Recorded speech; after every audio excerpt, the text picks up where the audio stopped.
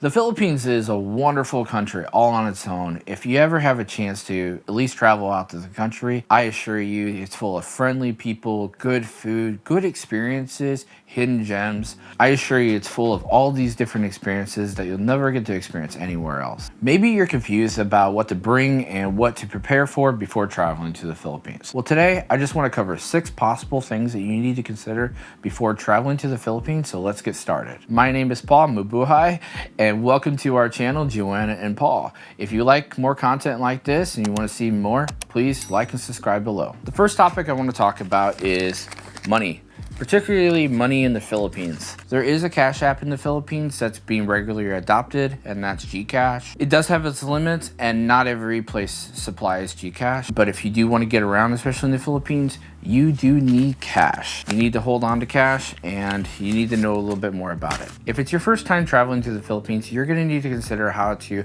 exchange your foreign cash into Filipino money. So here's my recommendation. If you are from a foreign country, or even possibly the United States, bring at least the minimum of $250 to $500 US currency with you in the possibility of a wallet or a purse as soon as you arrive, and there should be a foreign exchange booth there that should offer the best exchange rates. The main reason why I want to tell you this way is so you have cash on hand. So you don't have to rush to an ATM as soon as you arrive there, and that way you can get on a public transportation and you can get to your destination, you have a little extra cash on hand. With addition to having your cash on hand, I also want to talk about having at least 2 credit cards with 0 foreign transaction fees. The main reason why is so these foreign transaction fees are waived whenever you use this credit card. I know foreign transaction fees start adding up a lot, so to actually save you and actually get refunded by your bank, you can actually use this credit card to help you refund some of that money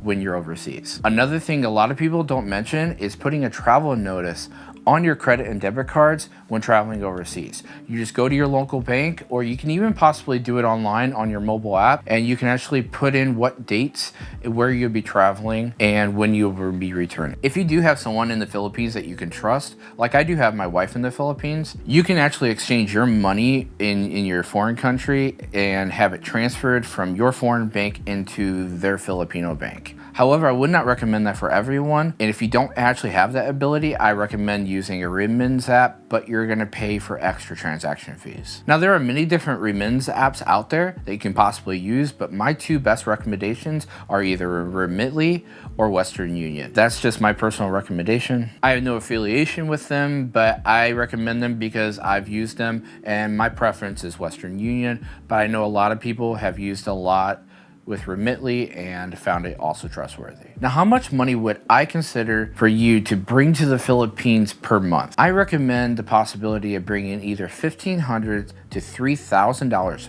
per person. The main reason why I recommend that, even though the Philippines is cheap, the Philippines lately is going through a lot of inflation issues. Depending on your spending habits and what you want to do in the Philippines, I recommend bringing at least that much, because you could be going to a good hotel, spending extra money, getting your laundry done like we did. You could also be going on a lot of different excursions and trips and doing a whole lot of things. You can be island hopping, you can be fishing, you can be scuba diving, you can do a whole array of different things out there. Or if you're just staying in one local place, yeah, sure, you're going to save money doing that. If you're going to use taxis all the time or Grabs all the time, there are many different variables, whether you're eating street food or if you're eating in restaurants. Now, I would not recommend bringing over $10,000 to the Philippines. Not only does it put a target on your back, but it also, you have to declare it to customs. Now, with that out of the way, let's talk about luggage. I cannot, however, cover every single country's weight limit on carry-on and check bags. However, if you do want more information, just go to philippineairlines.com and look up for your particular country and your particular seating class. With that said, if you are a US citizen or a Canadian citizen and you are traveling internationally to the Philippines, you are allowed 2 pieces at 23 kilograms or about 50 pounds, all the way up to economy flex. Or if you want premium economy, you're allowed 2 pieces at 25 kilograms, which is about 55 pounds. For business class, however, you're allowed 2 pieces of luggage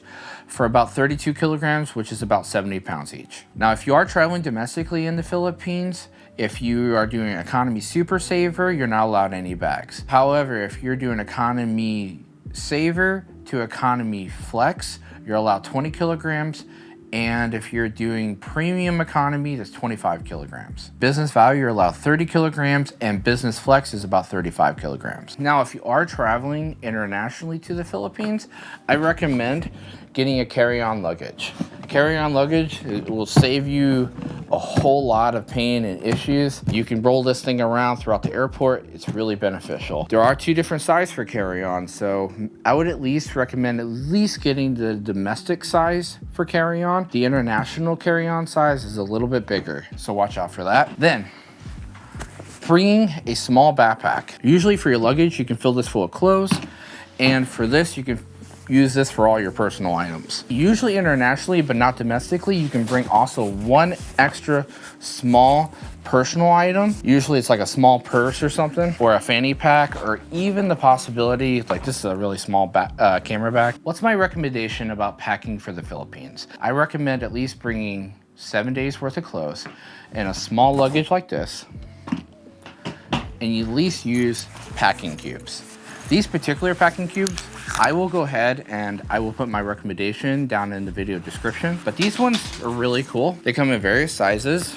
Usually you get a whole bunch of them. I think this was about $30. Don't quote me on that. But the fact is that these have compression zippers. So not only after you fill this up, you can also compress them down to make them fit a lot easier in your luggage. The idea of packing cubes is it's almost like a dresser that you can bring with you, because you can put your socks in one, you can put your underwear in one. This one's actually for shoes, maybe like personal items, toiletries. This one's actually for like shirts, bigger one or something, or even for pants. I think this one I use for shirts is a little bit smaller. It's really beneficial because you don't have to sort through all your clothes and pull them out and put them back in. You can actually just pull out your shirts. You can figure out which shirt you want to wear that day, and you can zip it back up and compress it back down and put it right back in your luggage. It is so wonderful to use packing cubes.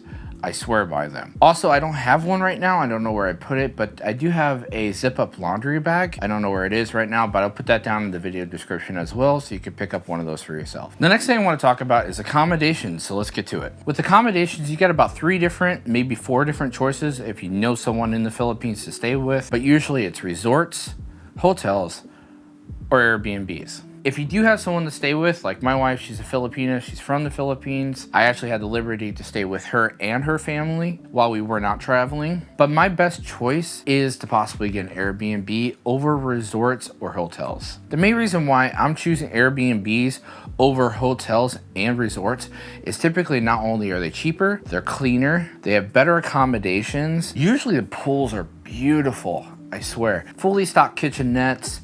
And on top of that, usually pretty good Wi-Fi when the majority of the Philippines doesn't have all that great of Wi-Fi. Not only the cleaning fees, I want to emphasize the cleaning fees are way cheaper than here in the US. Usually we're paying like anywhere from $100 to $200 for cleaning fees, where in the Philippines anywhere from like $5 to $10. These are really beautiful condos, wonderful places, usually in the middle of town, sometimes near a mall. The only problem I might have with the Airbnbs in the Philippines is sometimes the description of where the address is located is not fully clear. And sometimes the taxi drivers don't know exactly where it's located. So you sometimes have to kind of hunt around and try to locate this place. Now, the next thing we're going to talk about is items or belongings you need to bring. So let's get into it. Second thing I do recommend is to bring a thick wallet or a big purse so you can carry some additional money with you. This will not only help you with carrying extra amounts of money, but it'll also help you even carrying all of your IDs and even your passport. The next thing I recommend is bringing battery chargers.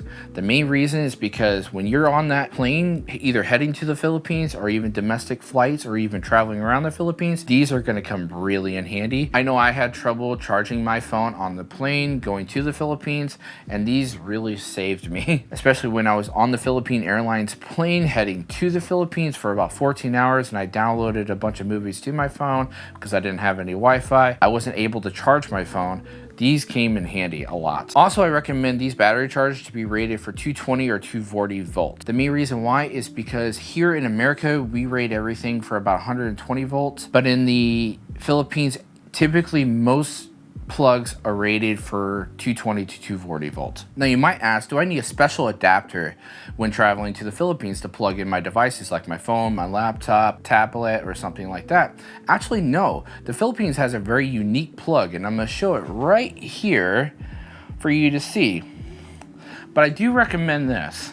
This is a 2-prong to ground adapter. I recommend bringing this because not every single plug will have a ground.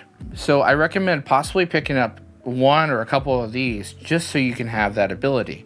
But the cool thing about the Philippines is that no matter how you plug it in, because usually in America we have a long plug and then we have a short one and then we have a ground. But in the Philippines plugs, if you look here again, they actually have the bigger ones on both sides, the rounded sides for European plugs, and usually a space also for the ground on both American and European, which I think is really cool. So you can actually plug it this way or even plug it upside down. It'll still fit. In addition, I also recommend getting sunscreen, especially 50 SPF or more. One thing I noticed about the Philippines, probably not this size, because you need a travel size. You're not allowed to carry big giant tubes like this. But I do recommend if you are getting one, at least getting SPF 50 to SPF 75. The main reason why is the Philippines kind of overcharges for their sunscreen. They don't typically hold a lot of sunscreen, but if you do find some, it's gonna be more expensive, and most of it's not rated for 50 or more. It's kind of like 35 or 20. The next thing I do recommend is possibly picking yourself up some porta wipes. I'll show it right here. Porta wipes. The main reason why I do that is because the majority of the Philippines uses something like a tabol, which is usually a pail and a 5-gallon bucket. If you are off the beaten path in the Philippines, you're not going to like a resort or a hotel or an Airbnb or something like that, or even at the mall, and you're going to like local general stores, chances are they won't have toilet paper and they won't have paper towels. So I recommend the possibility of picking up these porta wipes, and it would be really beneficial. You can pick up a cheap pack of them. You can just literally dump them in the water and stuff, and they start to expand, and you can use them like a wet wipe. Don't flush them though. Another additional thing you can also bring is aloe vera. If you do burn easy, especially aloe vera, the Philippines won't have it. I tried asking for it when I got burnt in the Philippines, and I just kind of had to deal with it, and I was just kind of putting sunscreen on myself. So aloe vera will definitely help you if you're interested. The last thing I would bring with you in addition is the possibility something to record yourself with. I have a GoPro here. You can use anything. You can even use your phone. I think it's just a good overall experience to show your family and friends where you've been. Another thing you need to consider is having a cell phone that is either GSM or internationally unlocked. If you don't know what that is the opportunity to use a foreign SIM card in your cell phone. But if you don't have it unlocked, you can't use it. It's locked into your phone carrier, and typically if you are still paying on your cell phone, you won't have the ability to have it unlocked until after you pay it off. However, if you do want to, you can purchase a phone in the Philippines that you can use an international SIM card and plug it in. You just won't have your nice fancy phone from America that you can use. Now, when you do get to the Philippines, you can get your Philippine SIM cards usually in the airport, but generally they're more expensive. They're gonna charge you more for it because they know you're a foreigner, and they usually know that they're gonna upcharge you for these SIM cards. They are typically cheaper outside of the airport in Manila and Cebu, but you can still get them there. But there are 3 carriers that I do want to mention that you can go with when traveling to the Philippines. The first one is Smart, the next one is Globe, and the last one down here is Dito. I don't really recommend Dito yet because Dito is still pretty new. It is not nationwide yet. Smart is usually really good in the cities, while Globe is typically good in the province or the countryside area. The last one is travel requirements, and I think travel requirements is the most important one just to get into the Philippines. And if you want more information regarding your country and your travel restrictions, just go to philippineairlines.com, prepare, and travel requirements. When you get to the philippineairlines.com travel requirements page, you're gonna need to put in your origin, your destination, and then your vaccine status. Note that the Philippines does not require you to be vaccinated anymore. However, when I went, I did need to be vaccinated. And then the last one, you're gonna need to put in your travel type. Now, depending on if you're a former Filipino, a Bekabayan, or if you're a current Filipino, or if you are a foreign national with a 9A visa, a foreign national with a visa free, then it's gonna give you a list of your based on your travel requirements that you're going to need. To note that it's going to give you your travel requirements below, and the most common one that you are going to typically see is you're going to need at least a 6-month valid passport and also an e-travel registration for up to 72 hours prior to your departure. You'll see the e-travel link right here, and then what you can do is it'll send you directly over to the e-travel website. Watch out for e-travel scams that might make you charge on other websites. E-travel is completely free for you to fill out, and just fill this information out regarding your vaccine status within a 72-hour window prior to your departure. Now, if you did find this video helpful and you liked my content, please like and subscribe below. Also, if you have any questions, comments, concerns, or extra information, go ahead and put those in the comments below. I do read them. You all have a safe travel to the Philippines, and God bless you and have a great day.